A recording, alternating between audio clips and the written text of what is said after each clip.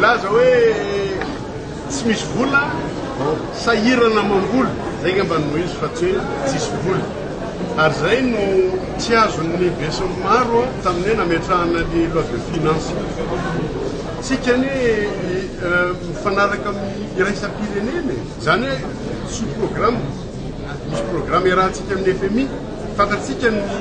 toeran'ny FMI eo amin'ny sehatra iraisam-pirenena fa raha FMI no manidy an'le robinet dia zay vao tena tsisy fa tsy maintsy napetraka le loi de finance fa tsisy rupture zany hoe continuum budgétaire zay zavatra important be dia natao aloha le loi de finance iny raha ny tena izy iny hoe tokony le PGE sy le PMMO nandeha aloha loi de finance fa misy an'le délai constitutionnel misokatra ny assemblée nationale amizao amizao dia manajanina anao dia apetraka mba hisiny le continuité budgétaire satria voatapaka iny dia angambany telovolana enim-bolana herintaona indray vao mamavola ireo marina fa tevitritsika malagasy zao fa nga dia hiankin-doha amindreo inona ny ilana ny UA inona tsy afaka atao an'izay ny raha-pirenena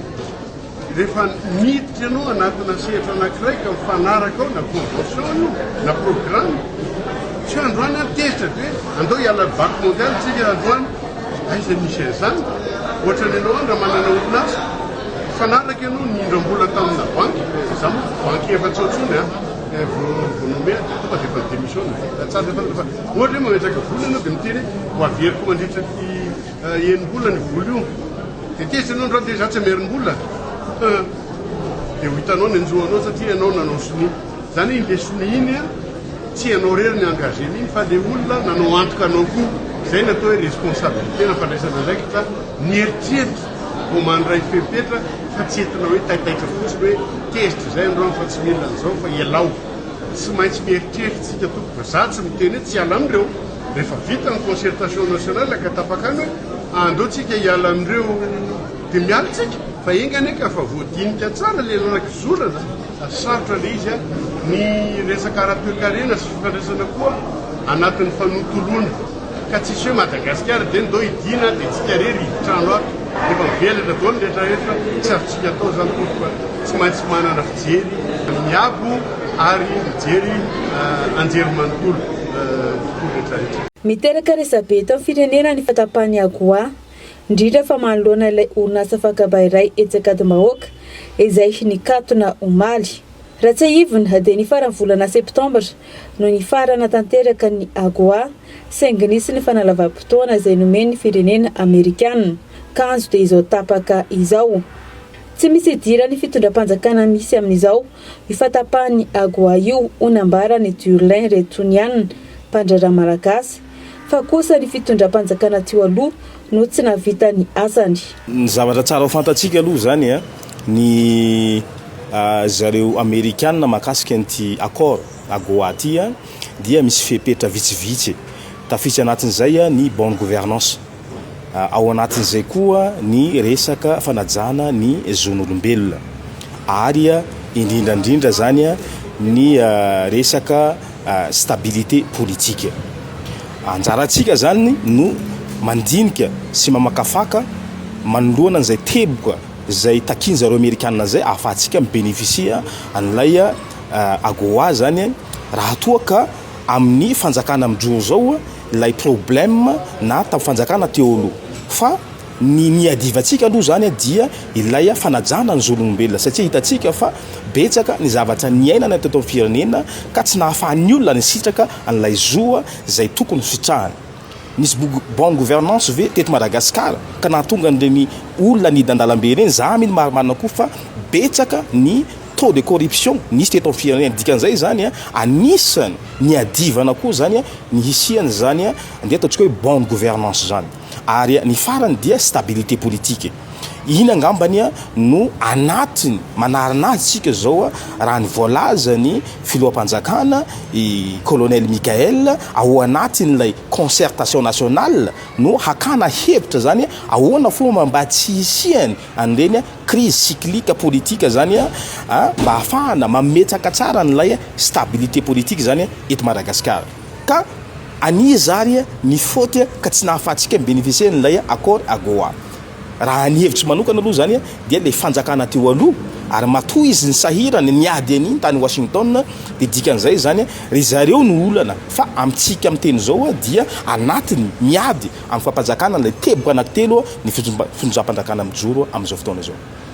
Na izany aza dia tsy tokony hipetrapetra-potsiny amin'izao ny fitondram-panjakana ankehitriny fa mila mampafantatra ny zava-misy marina eto amin'ny firenena ka nahatonga ny hetsy-bahoaka ho nambara ny Diolain mpandraharaha malagasy. Anisan'izany ny tsy fanajana ny zon'olombelona sy ny tsy fisian'ny fanjakana tsara tatana ary ny kolikoly. Ny fomba fijeriko tsy tokony ilay fanjakana mijoro no accusena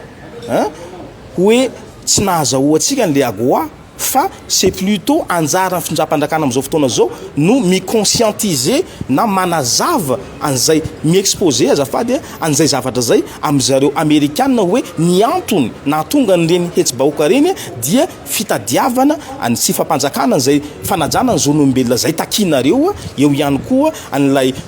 fanajana ny sy fampiroboroboana izay bonne gouvernance zay anisany masosivana zay takinareo ihany koa ary agnisany koa zany lay fametrahana lay stabilité politique zany hoe rafitra matanjaka zany mba tsy verenany reny ndeha ataontsika hoe instabilité politique zay miverimberina eto amin'ny firenena reny ka raha zay teboka zay vitatsika no ndeha ataontsika hoe miady an'izay amin'ny zareo Amerikanina manazava an'izay amin'ny zareo Amerikanina zany dia zany marana koa fa lasa ndeha ataontsika hoe tsy aty amin'ny fitondram-panjakana mijoro zao zany ny olana fa la tamin'ny teo aloha zany. Tsy maintsy misy fiantraikany goavana eo amin'ny toe-karena malagasy moa izao fatapahany AGOA izao ary ireo tompona orinasa izay mpanondrana entana makany Amerika nola sibatra voalohany. Ny fahavononana anatratrarana ny fanjakana tsara tatana no tondro-tokana apetraka ny fitondram-panjakana amin'ny politika ankapobeny fanjakana izay mainga amin'ny fangaraharaha-pitantanana ho ny fanon-kevitra ny entana solombavam-bahoaka Rajerson Antoine Nandroany. Tokony hifanaraka amin'ny teti-bola-panjakana ihany koa ny politika ankapobeny fanjakana. Tanjona apetraka kosa nefa ny ahafahana manatanteraka ny fanovana sy ny fiovana araka ny fitakiana raha ny fanazavana. Resaka teo na ny afrikanam-boam-pirenena izay tena hanorenana ny fototra hitondrana an'ilay transition. Resaka teo ihany koa na ilay antsontsika hoe élection zany amaranana an'ilay transition izay nangatahantsika hatrany am-boalohany hoe tsara apetraka mazava ho aitsika manao inontsika ary inona no atao robina ary inona no atao mandrapatatizay noresahana hitondrana an'ity transition ity. Eto zany mazava tsara izay zavatra zay fa kosa hoan'ny solombavam-bahoaka amin'ny mampanara-maso anay dia hijoro hatramin'ny farany indrindra mba ahafahantsika manatanteraka an'izany fiovana sy fanovana zany dia ity mangarahara ity aloha ny fototra iorenana fampandrosoana aleo andeha mangarahara daholo ny rehetrarehetra ho avy ny fametrahana ny resaka sena io aleo angarahara voka-pifidianana aleo angarahara ny fikirakirana. Tokony ametraka tranokala ahafahana mamoaka ireo tatitra ho an'ny tena mangarahara amin'ny fizotra amin'ny fitantanana ireo sampandraraha tsirairay mba ahafahan'ny vahoaka malagasy manara-maso ny fitantanana amin'izao fotoana ny fanovana izao ary indrindra ny fanamafisana ny ady amin'ny kolikoly ho hiatrany ny fanazavana ny entana solombavam-bahoaka Rajerson Antoine. Eo angarahara ihany koa ny fitantanam-bola-panjakana ho an'ny ministra rehetrarehetra avoay amin'ny sity mametrahanareo sity amoahanareo ny tsenam-bary-panjakana rehetra mamoahanareo sity amoahanareo ny karazana recrutement amina aposta ataontsika hoe administrativa rehetra mamoahanareo asidy mba hiconsultenay ny zavatra atao rehetrarehetra ary ny vola mivoaka sy ny vola miditra ao anatin'ny ministera ao anatin'ny sampandraraha rehetra ataovy mangarahara raha indray mpampianatra tsika zao navoaka ao anatin'ny loi de finance initiale 2026 fa misy recrutement maro be ao ahoana ny procédure ahoana ny fomba andraisanareo andreny mpampianatra firanomasina sisy reny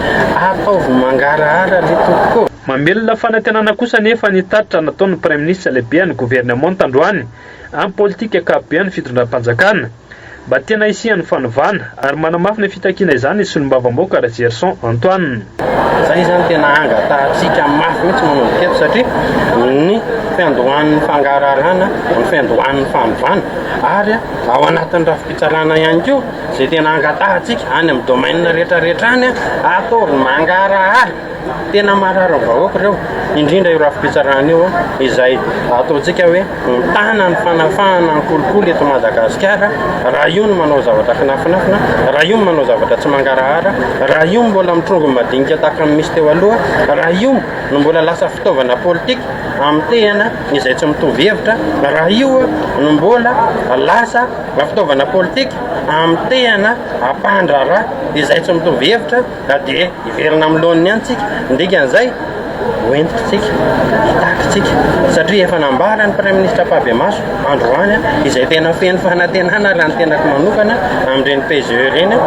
dia hitaky an'izay zay ho an'ny ministera isan-tsokajiny avy mba ho tanteraka tokoa fa raha ireny ny tanteraka dia ho tanteraka lera firenentsika hoe hiadana sofinaritra sambatra tokoa izahay.